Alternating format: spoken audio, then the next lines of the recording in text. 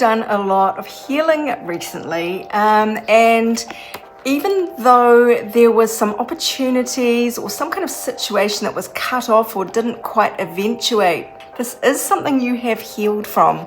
And your only anxiety at the moment seems to be doubting whether you have healed enough, doubting whether you will get out of this cycle. But look, the pain has gone. You have actually cleared it. And even though nothing is growing yet, and that's what you're anxious about, there is a change that is coming up for you. That's what the universe wants you to know today. Something solid is coming in, a new opportunity, something quite dependable. It's sort of like a contract. It is something you can rely on, and you're not going to be waiting around anymore, sort of spinning your wheels, going nowhere. Those days are over. There's some new wake-up call. There's a new inspiration here. Thanks to this kind of mentor, teacher figure, or a contract that comes in, it's going to like open up a world of possibilities for you.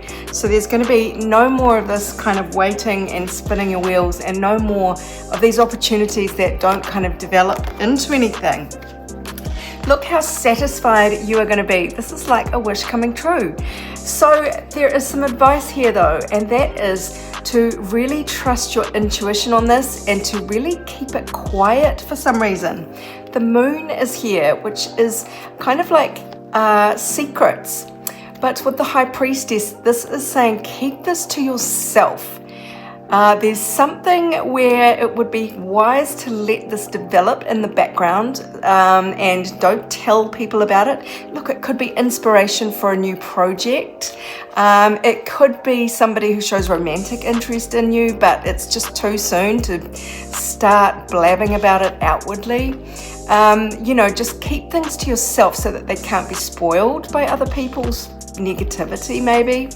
So that is interesting. Let's grab a different deck here and see what this is all about. Well, yeah, this is kind of reinforcing this message. You are going to have something to celebrate, but with the Hermit here, it is sort of saying celebrate on the inside. Keep it to yourself. This Two of Swords card here is a card of sort of being blindfolded and not knowing how to proceed, feeling a bit stuck. And maybe that is kind of the issue here. You know you've got to carefully chart a course forward, and you're really thinking about how best to do it. There is sort of two forces to balance up here. Feels like you want to make a change. This change is going to make you really happy, but you might have to be very thoughtful about how you bring this change about. It just might have to be step by step for some reason. We've got you are highly thought of. We've got happiness. And interestingly, there are forces that may be working against you. Now, this doesn't have to be malicious. This could be a friend or someone who doesn't want to see you move in a different direction because they'd be lonely. So they might just go, oh, that doesn't sound perfectly ideal, what you're thinking of. It could be fun. They might just be a bit of a downer on it for their own reasons. And it might not be deliberate. It just might be kind of subconscious fears. Or you might be sort of worried about how someone else might react, and you might be very sensitive to that. Let's grab a few more cards, because I'm curious.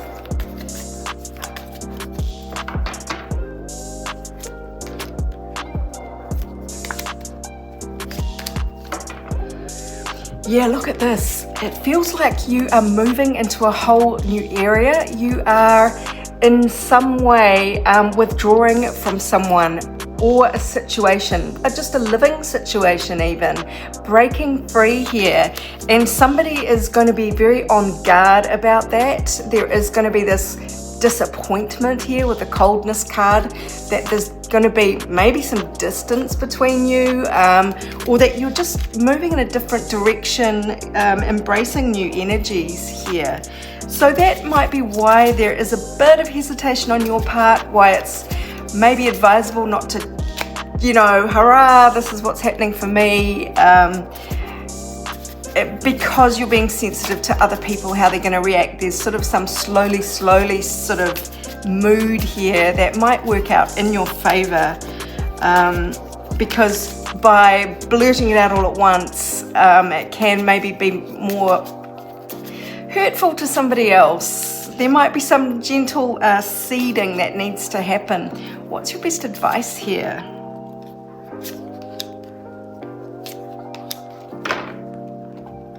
So we've got devotion and discovery. Let's take a closer look at these cards. So Saturn in the 7th house of relationships means testing times in a relationship. And if you are redefining things, or say in your current relationship you've got a new hobby that might take you away for quite a bit of time, or there's something that's just going to disturb the balance, that is a test to get through.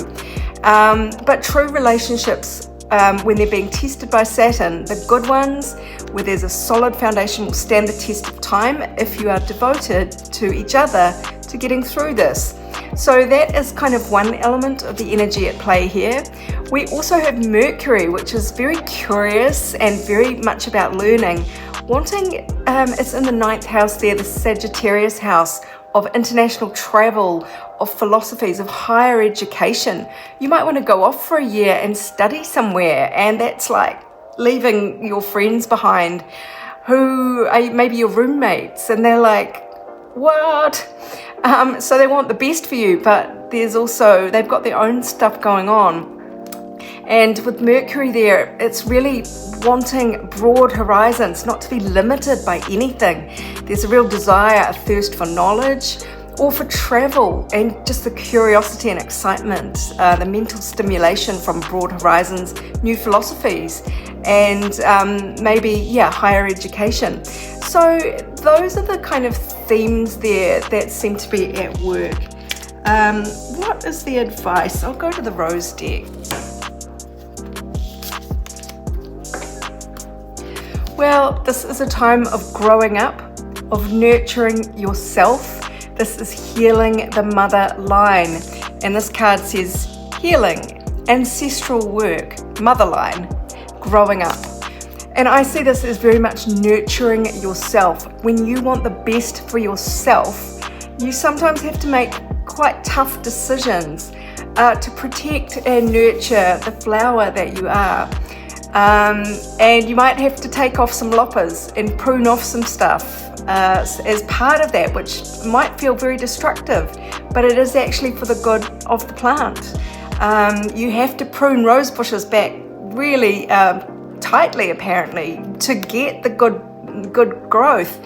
And I don't know who discovered that. It was probably some caveman accidentally chopping something right back, maybe a child, only for everyone to be angry, and yet next year the rose blooms bigger and stronger than ever, and that was like, oh, that's strange. So there might be some things to cut away in order to preserve and nurture your own growth. So it might feel jarring or destructive to other people around you at first. So gently lead them along the path of what you are planning, and don't just drop it all in a sort of bombshell, seems to be the message. So I hope that helps you, my darlings. If you would like your own personal reading, go to my website. But meanwhile, this is Sarah wishing you much abundance, love, and joy.